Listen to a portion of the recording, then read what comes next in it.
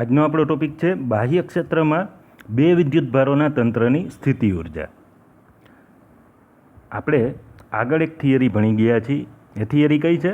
તો કે જ્યારે બાહ્ય ક્ષેત્ર હાજર ન હોય ત્યારે બે વિદ્યુતભારોના તંત્રની સ્થિતિ ઉર્જા. આ થિયરીની અંદર ફક્ત એટલો ફરક છે કે આની અંદર બાહ્ય ક્ષેત્ર પહેલેથી હાજર છે.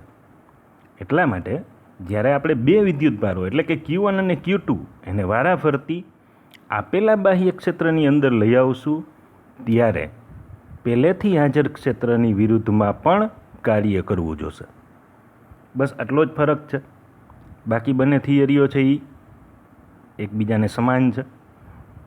પણ જ્યારે Q1 વિદ્યુતભારને અનંત અંતરેથી બાહ્ય વિદ્યુત ક્ષેત્રમાં R1 અંતરે લઈ આવશું ત્યારે આ થિયરીની અંદર કાર્ય શૂન્ય નહીં થાય.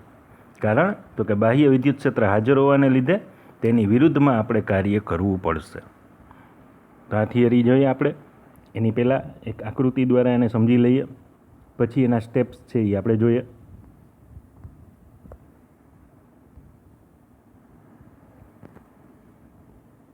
તો ધારો કે હાજર રહેલું બાહ્ય વિદ્યુત ક્ષેત્ર એને આપણે સદિશ વડે દર્શાવી દઈએ.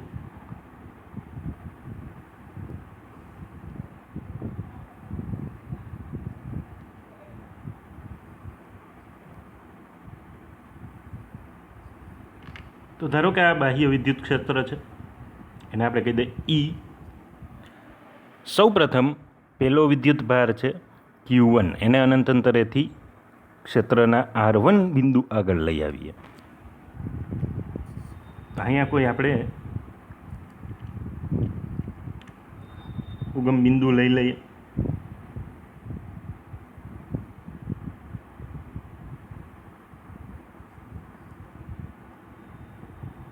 ધારો કે આ છે ઉગમ બિંદુ O.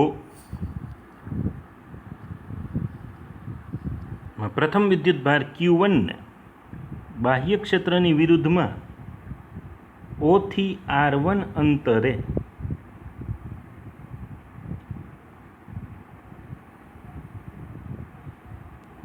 આપણે લઈ આવવાનો છે.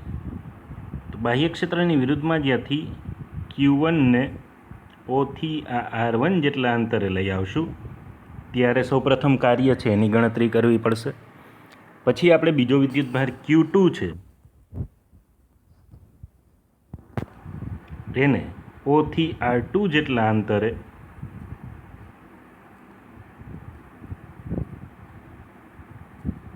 ધારો કે અહીંયા ક્યાંક લઈ આવીએ ત્યારે પણ કાર્યની ગણતરી કરવી પડશે. પણ આપણે ગણતરી દરમિયાન જોશું કે કઈ રીતે એની ગણતરી કરવી. પછી આપણે કેની જરૂર પડશે? તો કે આ R1 અને R2 વચ્ચેના અંતરની, એટલે કે Q1 અને Q2 વચ્ચેના અંતરની.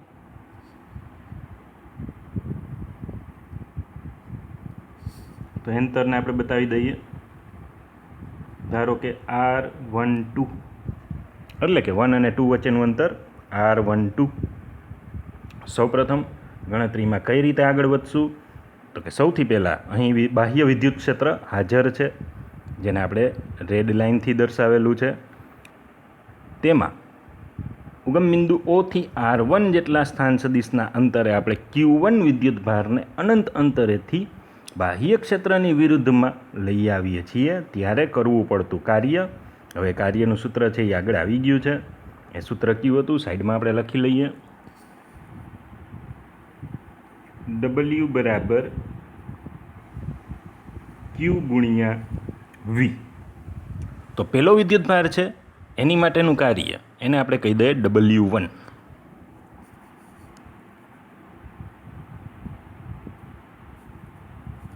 તો W1 બરાબર આપણે જે વિદ્યુતભાર લઈ આવીએ છીએ તેનું મૂલ્ય એટલે કે Q1 ગુણ્યા બાહ્ય વિદ્યુત ક્ષેત્રને લીધે R1 અંતરે સ્થિતિમાન એટલે કે V. આ બેનો ગુણાકાર અહીંયા કરવાનો છે. તો અહીંયા આપણે કરશું W1 બરાબર Q1 ગુણ્યા V. આ V ક્યાં અંતરે? તો કે R1 અંતરે.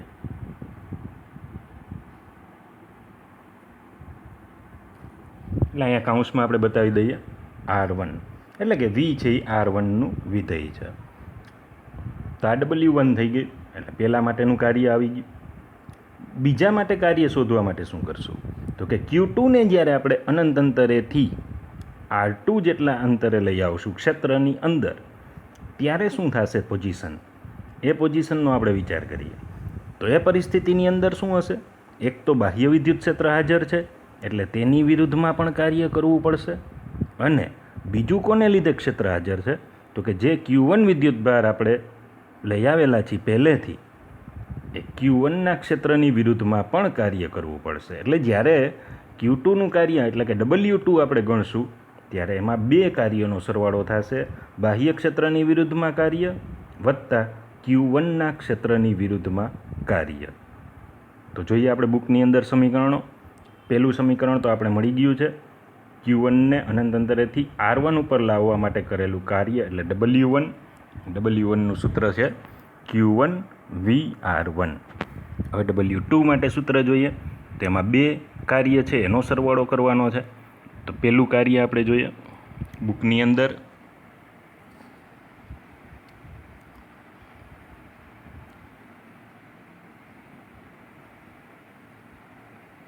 તો અહીં આપણે પહેલું કાર્ય કરવું પડશે એ કયું હશે? તો કે જ્યારે આપણે Q2ને અનંત અંતરેથી બાહ્ય ક્ષેત્રની વિરુદ્ધમાં લઈ આવશું, ત્યારે બાહ્ય ક્ષેત્રની વિરુદ્ધમાં કાર્ય કરવું પડશે. અને બાહ્ય ક્ષેત્રની વિરુદ્ધમાં કરેલું કાર્ય એનું સૂત્ર ઓલરેડી આપણને અહીંયા આપેલું છે, એટલે એનો જ ઉપયોગ કરી લઈએ. એ થશે Q2 ગુણ્યા VR2. આને આપણે 1 કહી દઈએ. અને Q1ના ક્ષેત્રની વિરુદ્ધમાં કરવું પડતું કાર્ય, તો એનું સૂત્ર કેવું થશે? અહીંયા તો આપણે સૂત્ર આપેલું છે, પણ એને હજી આપણે આ રીતે સરળ બનાવી શકીએ. Q1 એને આપણે Q1 છે એના ક્ષેત્રમાં Q2ને અનંત અંતેથી લઈ આવીએ છીએ. એટલે આપણે શું કરશું? તો કે Q2નું મૂલ્ય ગુણ્યા આ Q1ના ક્ષેત્રને લીધે સ્થિતિમાન. એટલે આપણે સૂત્ર આવું લખશું Q2 ગુણ્યા V. અને આ V કેને લીધે છે? Q1ના ક્ષેત્રને લીધે સ્થિતિમાન છે. એમાં Vની કિંમત આપણે મૂકીએ તો એ થશે Q2 ગુણ્યા V એટલે સ્થિતિમાન. સ્થિતિમાનનું કોમન સૂત્ર જે આપણે આગળ ઘણીવાર ભણી ગયા છીએ એ હતું કે Q/R. તો અહીંયા જે બીજો વિદ્યુતભાર છે જે આપણી પાસે પહેલેથી હાજર છે એ છે Q1. એટલે અહીંયા આપણે સૂત્રમાં મૂકશું કે Q1 આખાઈના છેદમાં Q1 અને Q2 વચ્ચેનું અંતર જે હમણાં આપણે આકૃતિમાં જોયું એ થશે R12. તો આ રીતે આપણને જે બુકમાં આપ્યું છે એ સૂત્ર બનશે. એમાં કેની બદલે શું મૂક્યું છે? 1/4πε0. એટલે બુકમાં આપેલું બીજું સૂત્ર કેવું થશે? એ થઈ જશે Q1 Q2ના છેદમાં 4πε0 R12. આને આપણે કહી દઈએ સમીકરણ 2. તેથી Q2ને R2 અંતરે લઈ આવવા માટે કરવું પડતું કુલ કાર્ય એને આપણે કહી દઈએ W2. W2 બરાબર સમીકરણ 1માં થયેલું કાર્ય પ્લસ સમીકરણ 2માં થયેલું કાર્ય. એટલે કે આ બંને કાર્યનો સરવાળો થશે. આ તમારી બુકની અંદર આ સરવાળો છે એ તમને ઓલરેડી નીચે આપેલો છે. એ સૂત્ર આપણે જોઈએ તો એ કેનું હશે? W2નું. તો જોઈએ આપણે બુકમાં. તો સંપાતપણાના સિદ્ધાંત મુજબ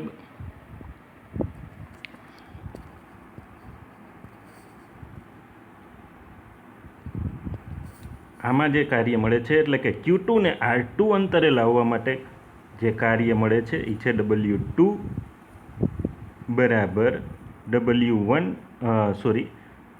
પહેલું કાર્ય એટલે કે પહેલા સમીકરણમાં હતું એ કાર્ય વત્તા બીજા સમીકરણનું કાર્ય. તો એ ટોટલ થઈ જશે Q2VR2 વત્તા Q1 Q2 છેદમાં 4πε0 R12.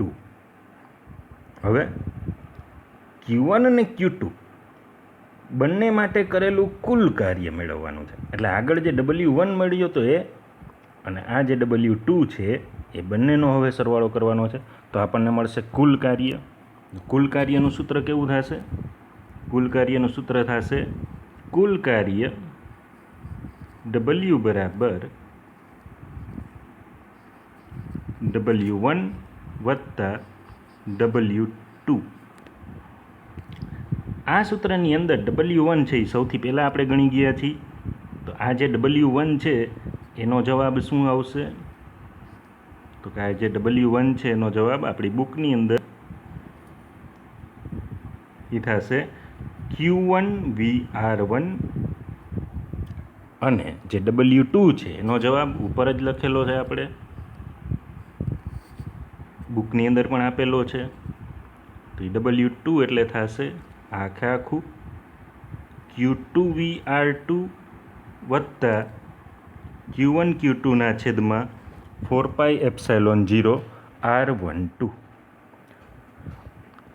આ ગોઠવણી માટે કરવું પડતું કુલ કાર્ય થયું. એટલે કે Q1 અને Q2ને અનંત અંતરેથી આપણે આપેલા બાહ્ય ક્ષેત્રમાં R1 અને R2 અંતરે લઈ આવશું ત્યારે આ રચનાની ગોઠવણી કરવા માટે થયેલું આ કુલ કાર્ય છે. અને આ કુલ કાર્ય છે એ કેના સ્વરૂપમાં સંગ્રહ પામે છે? તો કે આ કુલ કાર્ય એ હંમેશા તંત્રની સ્થિતિ ઉર્જાના રૂપમાં સંગ્રહ પામે છે. એટલે આ કાર્ય છે એ કેના જેટલું છે? આપેલા તંત્રની સ્થિતિ ઉર્જા જેટલું. એટલા માટે અહીંયા જે જવાબ છે એ ખરેખર કેનો જવાબ છે? તો કે તંત્રની સ્થિતિ ઉર્જા એને આપણે યુથી દર્શાવીએ છીએ. તો આ જે જવાબ છે એ યુનો જવાબ છે. એટલે કે તંત્રની સ્થિતિ ઉર્જાનો જવાબ છે. તો એને આપણે અલગથી બ્રેકેટમાં બતાવી દઈએ. તંત્રની સ્થિતિ ઉર્જા U બરાબર Q1 VR1 વત્તા Q2 VR2 વત્તા Q1 Q2 છેદમાં 4πε0 R12. તો આ થયું જ્યારે આપણને બાહ્ય ક્ષેત્ર હાજર હોય ત્યારે બે વિદ્યુતભારોના તંત્રની સ્થિતિ ઉર્જાનું સૂત્ર. તો આ લેક્ચરમાં આટલું. નેક્સ્ટ લેક્ચરમાં આપણે જોશું ઉદાહરણ નંબર 2.5.